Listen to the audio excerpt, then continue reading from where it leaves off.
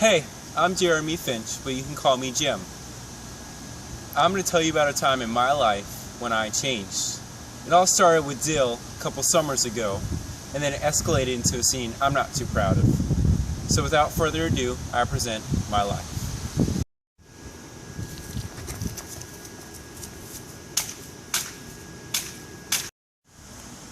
When I got home, Atticus wasn't happy at all, and I knew he wouldn't, so I hid from him in the kitchen with Scout. Of course, he seemed to know exactly what I had done and had the baton in hands when he came home. He told me that I would have to go to Mrs. Dubose and apologize to her. When I got home and told Atticus this, he told me that I would have to come every day after school, even on Saturday, and read to Mrs. Dubose a book.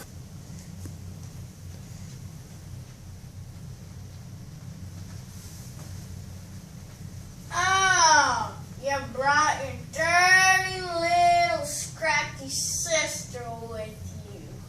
Yes, and I also brought Moby Dick, as you requested. Chapter 1. A Strange Roommate. Call me Ishmael. I'm a schoolmaster, and whenever life got down on me, I would leave my job and head for one special place. When my spirits needed restoring, I could always count on the sea. After this, I started to notice that she wasn't in front of her yard, as she usually was. When I came home one day, I asked Atticus why this was. He said that Mrs. Dubose had passed away because she had once been addicted to drugs. I didn't know how to respond, and so Atticus kept talking. He told me that true courage was knowing that you were licked to begin with, but still going. You may notice that I'm all dressed up. Well, that's because in this next scene, I'm going to tell you about a court case. This is the court case of Tom Robinson. He was a black man who was accused of raping a white woman. Now, of course, it was obvious who was going to win this court. But I don't let that change my mind. I still wanted him to be set free because I knew what justice was right. And because I thought that Macomb County was the best town in the world, I thought they would make the right decision and set Tom free. Order in the court. May the second witness be presented. So I was walking by my house one day, and I heard some ruckus going on. And I looked over, and I saw my Mayella getting beat by that Tom Robinson over there. Let me ask you something, Mr. Ewell. Can you write? I just happen to have an envelope and a pen.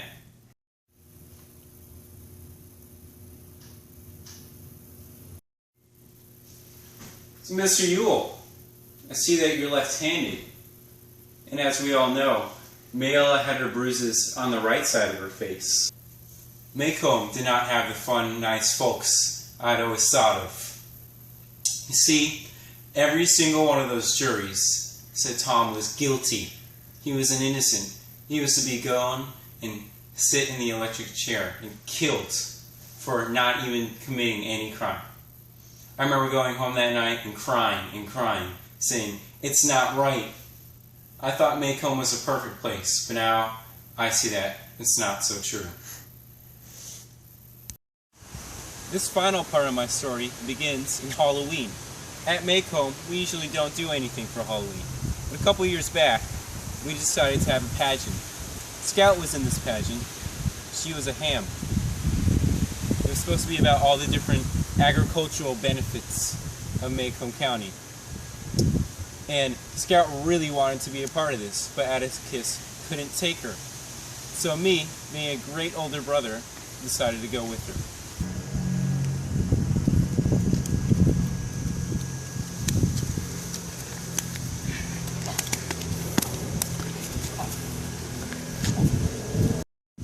You see, Mr. Ewell thought he was going to get his revenge on the Finch family.